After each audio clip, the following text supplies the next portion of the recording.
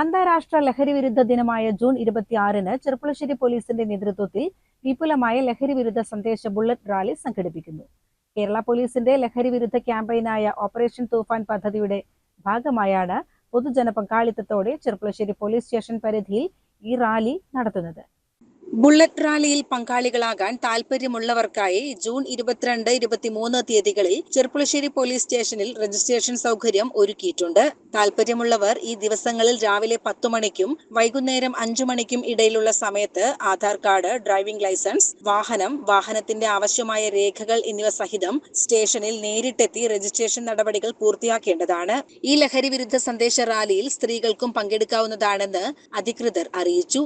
ലഹരിക്കെതിരെയുള്ള ഈ പോരാട്ടത്തിൽ സ്റ്റേഷൻ പരിധിയിൽ താമസിക്കുന്ന എല്ലാ സുമനസ്സുകളും റാലിയിൽ പങ്കെടുത്ത് സഹകരിക്കണമെന്ന് ചെർപ്പുളശ്ശേരി സ്റ്റേഷൻ ഹൗസ് ഓഫീസർ അഭ്യർത്ഥിച്ചു.